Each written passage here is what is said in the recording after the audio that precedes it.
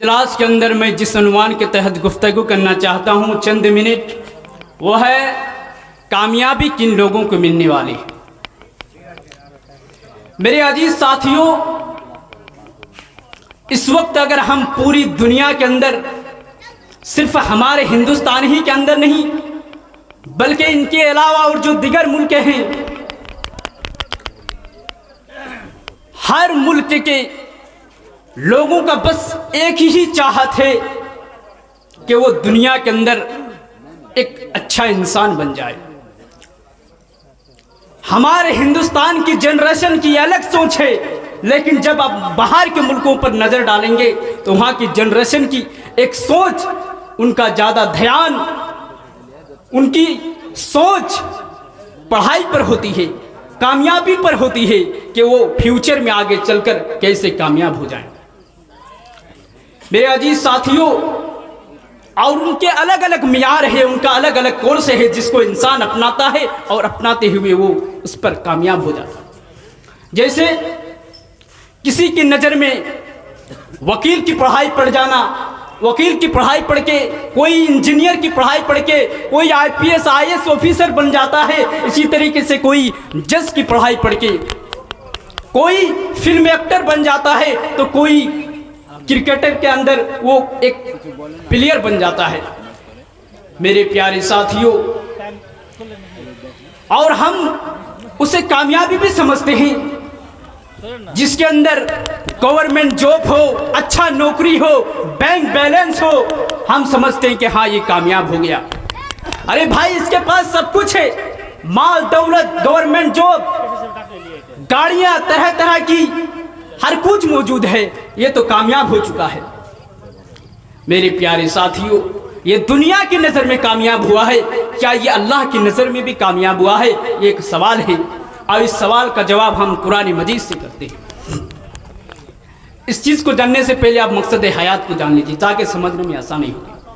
अल्लाह रब्बुल आलमीन ने मकसद हयात को बताते हुए सूरह ज़ारियात की आयत नंबर 36 के अंदर कहता है, वमा खलक़तुल जिन्ना वल इंसा इल्ला लियाबुदून, कि मैंने वमा खलक़तुल जिन्ना वल इंसा इल्ला लियाबुदून, मैंने जिन्नों और इंसानों को महज सिर्फ इसलिए पैदा किया कि वो सिर्फ मेरी ही इबादत करे, मेरे ही सामने सजदा कीजिए। दूसरा मकसद अल्लाह रब्बुल आलमीन ने 29वें पारा की सूरह मुल्क की आयत नंबर 2 के अंदर कहता है कि अल्लज़ी खलक़ल मौता वल हयात लियब्लुवकुम अय्युकुम अहसनु अमला, मैंने मौत और जिंदगी को सिर्फ इसलिए बनाया ताकि हम तुम्हें जांचें। मेरे अजीज साथियों, हम दुनिया के अंदर, यूनिवर्सिटियों के अंदर, मदरसों के अंदर, स्कूलों के अंदर, कॉलेजों के अंदर हम एग्जाम देते हैं, उसके अंदर हमें टीचर जांचना चाहते हैं, हमारी टैलेंट को, हमारी हुनर को देखना चाहते हैं। इसी तरीके से अल्लाह रब्बुल आलमीन ने भी हमें पैदा किया तो हमारी टैलेंट को, हमारी इबादत को, हमारी अमल को देखने के लिए कि अल्लज़ी खलक़ल मौता वल हयात लियब्लुवकुम अय्युकुम अहसनु अमला, कि हम तुम्हें जांचें, हम तुम्हें परखें, हम तुम्हें इम्तिहान लें कि तुम में से कौन सबसे बेहतरीन अमल कर रहा है। अब कामयाबी किस चीज का नाम है? अल्लाह रब्बुल आलमीन ने सूरह आल इमरान के अंदर कहता है, कुल्लु नफ्सिन ज़ाइक़तुल मौत, हर इंसान को मरना है, हर इंसान को ये दुनिया छोड़कर जाना है। वइन्नमा तुवफ़्फ़ौना उजूरकुम यौमल क़यामा, और ऐ मेरे बंदे, कल क़यामत के दिन तुम्हारे अमाल का तुझे हिसाब दिया जाएगा। वइन्नमा तुवफ़्फ़ौना उजूरकुम यौमल क़यामा, और क़यामत के दिन तुम्हारे हर एक अमल का तुझे हिसाब दिया जाएगा। जो भी तुमने अमल किया है, नेक काम किया है, उसका भी पूरा पूरा बदला मिलेगा, बुराई का काम किया है उसका भी पूरा पूरा बदला मिलेगा। इसी बात को अल्लाह रब्बुल आलमीन ने सूरह ज़िलज़ाल के अंदर कहता है कि फमन यअमल मिस्काल ज़र्रतिन खैरन यरा, कि लोगों वो दिन तो ऐसा होगा कि जिसने राई के दाने के बराबर भी, चींटी के सर के बराबर भी अगर उसने नेक काम किया है, तो कुरान कहता है कि फमन यअमल मिस्काल ज़र्रतिन खैरन यरा, बल्कि वो दिन तो ऐसा होगा कि जिसने चींटी के सर के बराबर भी, राई के दाने दाने के बराबर भी अगर उसने नेक काम किया है तो उसको भी देख लेगा। वमन यामल मिस्काल जर्रतिन शर्रन यरा, और जिसने राय के दाने के बराबर भी अगर बुराई का काम किया है तो कुरान कहता है कि वो उसको भी देख लेगा। एक इंसान वो है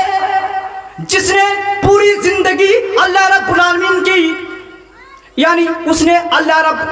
बहुत ज्यादा बुराई की, अल्लाह रब्बुल आलमीन की बहुत ज्यादा नाफरमानियां करता गया। वो इंसान आज अल्लाह के सामने, वो इंसान उसके दिल में जिसने दुनिया के अंदर लगातार बुराइयां करता गया, आज उसके दिल में अल्लाह का खौफ आ जाता है, आज वो अल्लाह से डर जाता है, रब्बे इलाही का खौफ आ जाता है। वो इंसान किसी कमरे के अंदर घुस जाता है या फिर दरबारे इलाही में आता है और रात के 2-2:30 बजे रात को वो किसी कमरे के अंदर घुस जाता है या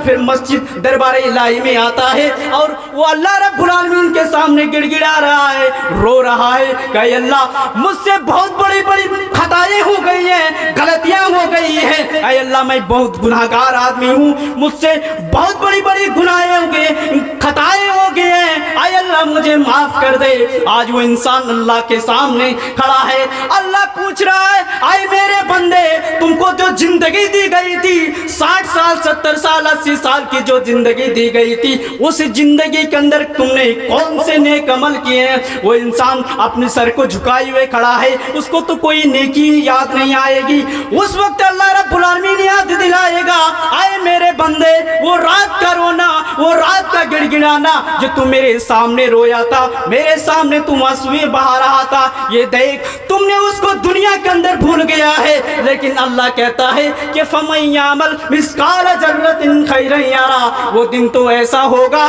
कि एक नेकी भी अगर तुमने किया है उसको तुमने दुनिया के अंदर भूल गया है, लेकिन कुरान कहता है कि उसको भी कल कयामत के दिन उसके सामने रख दिया जाएगा। और एक इंसान वो है जिसने पूरी जिंदगी, मेरे प्यारे साथियों, एक इंसान वो है जिसने ये सोचता है कि हम अगर समाज के अंदर, गांव के अंदर अगर बुराई करेंगे तो लोग हमें क्या कहेंगे, इसलिए वो दूर चला जाता है। मेरे प्यारे साथियों, आप गांव में करो, समाज के अंदर करो, शहर में करो, दिन के उजाले में करो या रात के तारीकी में करो, कुरान कहता है कि वमन यामल मिस्काल जर्रतिन खैरन शर्रन यरा, बल्कि वो दिन तो ऐसा होगा कि राय के दाने के बराबर अगर उसने बुराई की है तो उसको भी देख लेगा। मेरे अजीज साथियों, वक्त की बड़ी कमी है, इसलिए मैं अपनी बातों को इनसे इख्तिताम कर रहा हूँ।